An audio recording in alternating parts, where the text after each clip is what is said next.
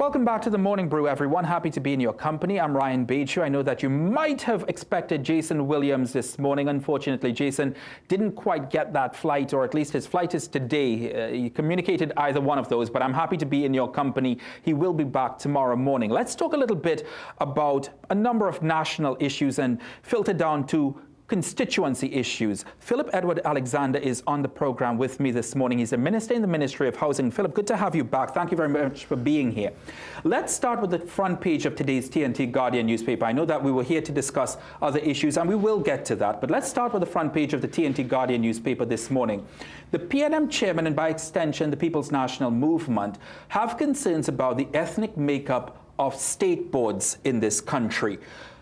Their concerns are shared by other citizens in this country. Your view?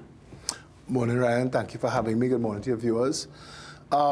His remarks were unfortunate, to be polite. It was inflammatory for no reason. He's cherry-picking boards. There have other boards. Why he didn't talk about the NCC board? There's almost 100% Afro-Trinbagonians. I mean, he's been ridiculous. Under the PNM, there were boards that were 100% Afro-Trinbagonians. Trinidad is not a monocultural society. There will be times when, as you're picking, because we aim to do 10% of the boards yet, and as you're picking people to get on boards, and you're going for the people that best suited through qualifications or experience to deliver the right mix of what the Prime Minister ultimately wants these ministries to deliver as purpose of the boards, the actionable fronts of the government's policy. And sometimes you're going to have this happen that nobody else has ever been able to get away with making such insightful remarks, as inciting racial conflict in the country. Marvin Gonzalez is desperate. They are wild. They are creating fires. And I just want to say this because, and I know why they're doing it. They're trying to distract from the fact that they left a lot of corruption in their wake and that we are uncovering a lot of corruption. Faris Al-Rawi said 10,000 CPEP workers get less. That's not a correct number. Let's stick with the state board appointments for a minute, and we'll get back to the rhetoric that Marvin Gonzalez would have spoken about yesterday. So you're saying that there is a belief anyway that every state board, and I know that you said that 90% of the state boards are yet to be filled, there is a belief that almost every state board, or maybe perhaps people want it, maybe it's not a belief, perhaps Trinbagonians want every state board in this country to reflect Trinidad and Tobago. You're saying that's not always possible. But it's not. You're not packing a box of Chinese food. You can't say some pork, some beef, some chow mein, some fried rice. You can't. What you're dealing with are people, men, women. Sometimes you're going to have the mistake where you're going to have 0 women represented. We have a large population of disabled people. They should be represented on boards. Where do we stop? Should the Syrian community start to make noise? The Chinese community start to make noise? Should there be an association of red people and Douglas? We're getting into the silly part of the thing. Because if you look at all of the boards, you realize what Marvin said was nonsense. But there will be some boards that may come across like that, and it happened under the PNM. And if they push this rhetoric, we're going to have to publish boards under the PNM, but we don't want to engage them in race talk. That is not where the politics should be. And I thought that after the PNM's Chot Young experiment that we moved beyond race. How come we end up back here? Let's talk about the composition of the boards as well. You mentioned something very interesting, that it's based on qualification. So are you confident that those boards that have already been installed, that the best possible people, even those that have been made up of 80% of one particular race or 90% of one particular race, are the best possible people to be leading those boards? If you look at the NCC board, that has the right mix of cultural, musical, entertainment experience, you know that those people are going to be able to deliver. You have to work with all of the people. I do not envy the Prime Minister. She has hundreds, perhaps thousands of names in front of her. And she has boards that she has to put people together on. Under the last government, we had situations where one person was on 4 and 5 boards. She's trying to avoid that scenario. So you have to say, okay, would Ryan Bachoo do best here or here? And keep moving these names and faces around based on qualifications, based on mix of experience and otherwise, to get the board that will deliver. That's not final. I mean, this is your board. But if along the way you need to tweak, you need to change out, you could. But she is right now trying to get all the boards up because the boards are important to operate in the ministries. Also important for these state boards. As we have seen in today's TNT Guardian newspaper, the boards are one part of the concern, Phillip, because also the audited accounts of these boards are also very, very behind in some instances. I read about NCC a few minutes ago. 8 audited accounts across 33 years or 35 years, or 34 years rather. Are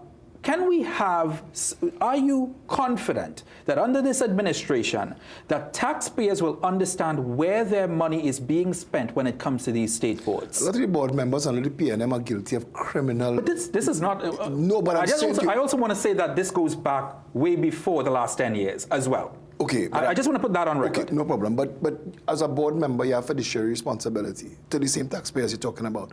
And unaudited accounts are important. Yes? So let's get that on the table.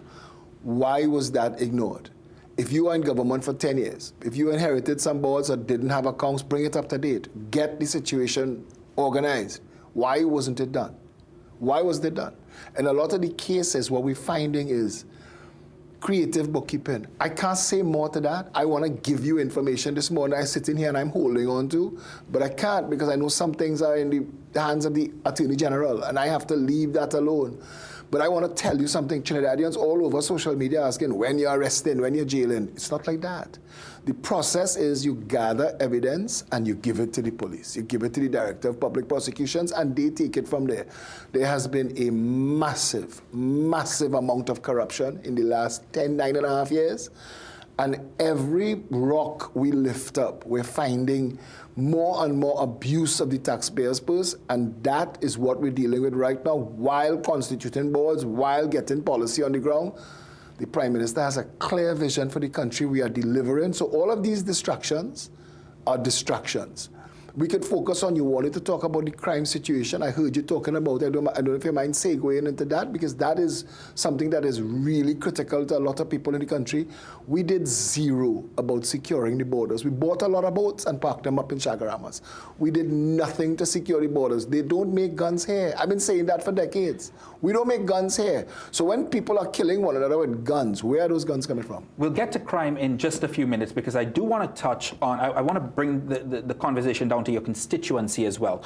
Your constituency is not only being affected by crime, which we'll talk about in a couple of minutes, but also the ongoing CPEP issue is also affecting your constituency. And when I say your constituency, I know that you... I am the shadow MP. Yeah, exactly. So you are the shadow MP for Port of Spain North, St. Anne's West. That issue of the CPEP contracts affects your community every single day, and the people within your constituency who were working for CPEP. Do you feel that the CPEP issue was properly handled from the start, and the saga continues up until today? Again, I don't envy Honorable Minister Barry Pararat. I don't envy him when he took a look at the books. You see, okay, I'm lucky. I have Honorable Minister David Lee and Honorable Minister Anil Roberts. It's 3 of us. So we dealing with the HDC tsunami of issues. But you have to say, how do I stop the bloodletting? What happened in CPEP? I have documents that was sent to me by attorneys. You renewed contracts for years, a week before the election, on nothing other than political patronage. I'm just saying this, right? Because you have to understand this. The value of the contracts, the work being done, and the money being filtered down to the workers, the discrepancy is huge. So he had to, this is triage. This is economic triage. He had to stop the bleeding, because at the end of the day, our government had to run and find money to pay bills. And we're hemorrhaging money, paying political patronage. He had to deal with it. Could it have been done better? In a perfect world, we all wish yes. Now, I know the Honorable Minister of Local Government, Khadija Amin, you spoke about her. She has URP taking in workers. They put in people to work. The Prime Minister wants everybody gainfully employed. She wants everybody who have a job to own a home. But these are the mandates. It's also a very challenging time, Phillip. It's a very challenging time for this bleeding to stop. And I know that you will probably say it's never a good time, and you are right. It's the July-August vacation. This is one of the most expensive times of the year for any parent. Beyond Christmas, this Okay, with the new academic year. Immediately, she released policies to reduce the cost of books. She's releasing grants. The Minister of Education said, we're not changing any of the books, hold your hands, so any books that could pass down through the family, could sell your books. They're doing everything in their power, but you have to remember we were trying to right a shaky ship, and it's 2 months, barely 3. We just got into office. It's like getting into office in a house on fire. You have to out the fire first. Have any of your constituents, I know that you are not the elected MP, but you are still very much involved in the constituency. Right. And you'll have budget consultations, in fact, on Sunday. We'll talk about that in a minute. But have any of your constituents who work for CPEP come to you and express concern in Port of Spain North, St. Anne's West? Well, I mean, we still have the issue of the softened blow. They have a full month's salary in their hands for this month that they're in right now. So any concern is going forward from August.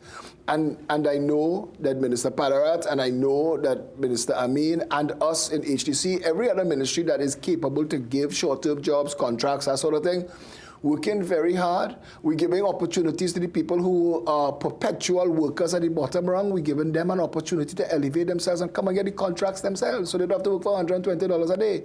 So we're working on a lot of things simultaneously, and change like that doesn't happen immediately as much as we would like to. But you have a government that's not going to leave a single soul behind. I'm sure of that.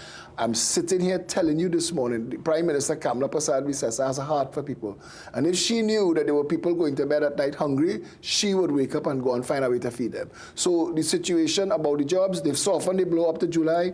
If the problem is not solved in August, who knows? Maybe they'll soften the blow in August. Well, that's what I wanted to ask you as well. How fast are you hopeful? Because this matter goes to court tomorrow, which is Friday. Justice Margaret Mohammed will rule on it tomorrow. How hopeful are you? How quickly can this actually be resolved? Because let's remember, these are workers, as you quite rightly pointed out, they work on a fortnightly basis. They work on a monthly basis. They don't have a guaranteed salary on a month-to-month basis. You're absolutely correct. And you know what's sad? If the government before had cared about them, because I want to know, we have 150,000 Venezuelans in this country gainfully employed. If we have two companies, URP and CPEP, making work for 10,000 people who can't find jobs, where are these 150,000 Venezuelans working? Is Maduro paying us? Let's take the money from Maduro and farm it out to the CPEP workers. I'm just saying to you, I know that sounds ridiculous, but we have to have these conversations, because when you hire foreigners and you're doing that and you say you want to help Venezuela, but you have to help home first. You dislodge a lot of Trinbagonians and then you're trying to pack them into CPEP. But business analysts have seen, Philip, that it's cheaper labor to hire Venezuelan than it is for local. And that's true for the United States as well. But we're dealing with CPEP at $120 a day. And when you're talking about, you say that these people are gainfully employed, they're not. If I was to put you to live on $120 a day right now, you wouldn't know how to do that.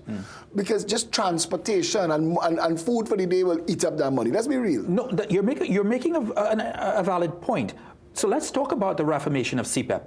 Some political commentators believe, and they have written it in various newspapers in this country, that, okay, we understand and we all agree that CPEP and URP are both programs that really are not efficiently operated and running at optimum level. And so there is an urgent need, or a critical need, if not urgent. There is a critical need to reform programs like CPEP, programs like URP.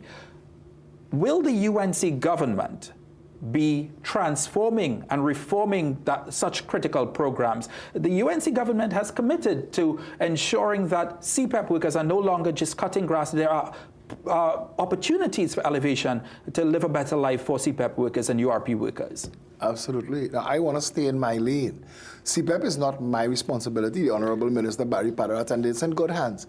And he's very close to the Prime Minister, and I know that she's very close to this issue. So I know that they will, in their good timing, put out the information as they put out that information, because I know, because as a citizen, I heard that CPEP has to return fit to purpose. And what Patrick Manning had announced when he was Prime Minister, what we were sold as CPEP, was an organization that would take people who can't get jobs for whatever reason and retool them, train them with new skill sets so that they could go out into the marketplace and get jobs, and in the meantime, you would make work for them.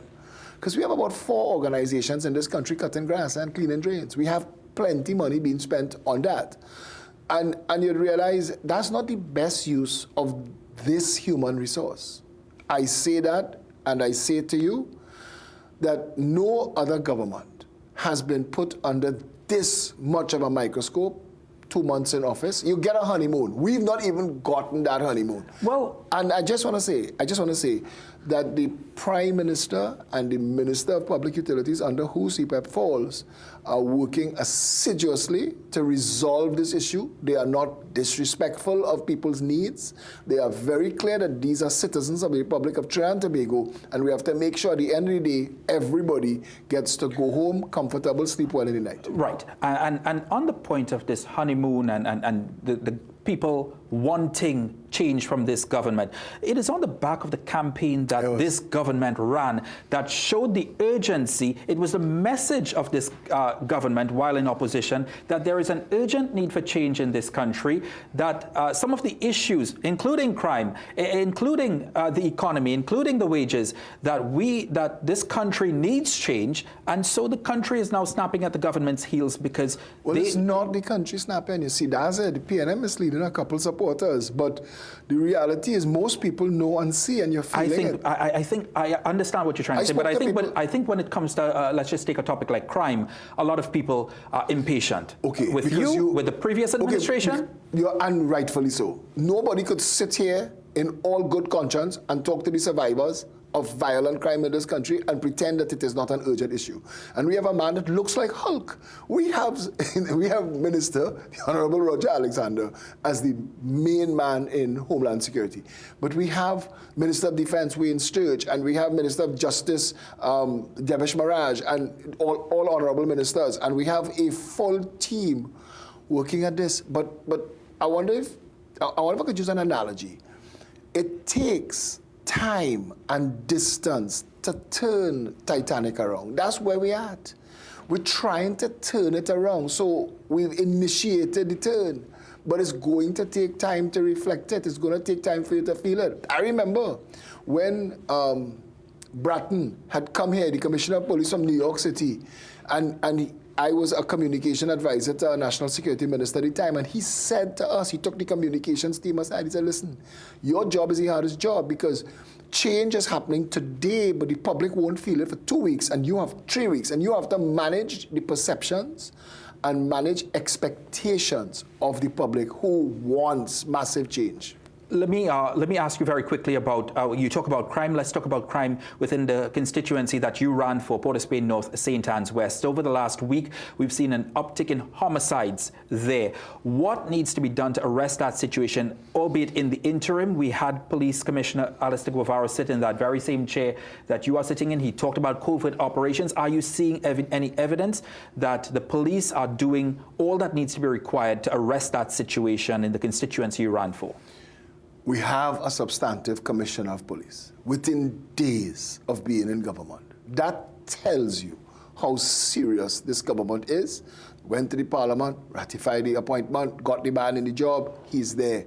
Last night I was at the official opening of the TIC, Trade and Investment Seminar, and I spoke to very senior business people in this country. They're saying they're feeling the change already. They're seeing a relaxing in the purse strings.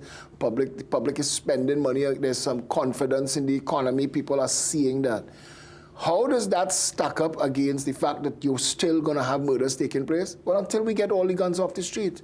And we just put a commissioner of police, and the government is going to empower him. You have a man. I remember doing radio interviews in the lead up to the election with then the DCP Roger Alexander and ESP. And I said to him, I said, there are very few people in this country as respected as you and Johnny Abraham. And both of them part of this government. Johnny Abraham has been an advisor. And there are few people as respected as you all with the amount of police work knowledge that you all have. So you have a Minister of National Security, Homeland Security, that understands policing, that understands the needs and the challenges of the men and women on the ground. So the line between need and delivery is going to be shortened, and we have a substantive commissioner of police. We're supposed to see results in quick time. Again, I want to tell Trinidadians, nobody is saying don't be anxious, don't be in a hurry to see change. We promised a lot of change is happening, but always the big issue, crime, the big issue in economy. I said when they interviewed me on nomination day, I said the election is being fought on money in your pocket. Once we solve these two issues, it's smooth sailing. Talking about the economy, on Sunday you will head back to your constituency to hold pre-budget consultations. Tell us about what we can expect on Sunday. In the midst of all of this, thank you for the question. In the midst of all of this, the Prime Minister summoned all of us. I tell you, I don't even sleep anymore. The Prime Minister summoned all of us to a caucus. Go back to your constituencies. Talk to them. Find out what they want in the budget. That is the feedback. That is the feedback loop. And we want to know, how are you feeling on the ground? Port of Spain North St. Anne's West is not my constituency. I'm the shadow MP, but they're seeing me on the ground, the Fonsaman Bridge. They're seeing me in Belmont and Gonzales, dealing with people and jobs, trying to sort out issues in the Savannah. There are a lot of issues that affect the people in Port of Spain North St. Anne's West. Last time I spoke to a gentleman who was a former independent senator. He said, listen, I waited 12 years to get my road fixed. If you fix it, I will come and campaign for you. And it's because people just desperate for representation. But they know what Phillip will fix it means, because when the people in the constituency call me, I can't advertise my successes like I did when I was an activist, because now I'm a government minister, and now if I get things done, it is through the Honourable Minister of Public Utilities, or through Barry Padarat, or through the Honourable Minister of Works, Jolene John, or through the Honourable Minister of Local Government, Khadija Amin, through the Honourable Minister of Housing, David Lee. We have a lot of powerful, capable ministers working round the clock to deliver. Our pre-budget consultation in Port of Spain North St. Anne's West is in the VIP lounge of the grandstand, but we're doing 4 constituencies together. We're doing 2 Laventils, East and West, we're doing Port of Spain South and Port of Spain North. And we're in the lounge that could hold a couple hundred people well, but we have access to the whole grandstand if 4,000 people come, because it's what? 35,000 people in our constituency, and if people turn out in their numbers, we have the ability to shift gears and do it in the grandstand itself. But we're there from 10 a.m. We will have security, parking, light refreshments, everybody invited. Come and talk to us. Talk to us about housing. People blowing up my phone. I need a house, I want a house, I have a problem. This is the forum. Come and talk to me there. I will have a panel of workers taking names and information, support staff. They'll be able to get back to us and say, these are the things we need. We have to get it packaged and back to the Prime Minister. Port of Spain North, St. Anne's West. This is a snapshot of their needs in the budget. All right, 10 o'clock on Sunday morning at the Queen's Park Savannah's grandstand, the VIP section. You can meet Minister in the Ministry of Housing, Phillip Alexander there. Minister Alexander, thank you very much for joining us. Appreciate it as always. Very much for having me, Ryan. Looking forward to having you back on soon. Let's take a break. We'll be right back.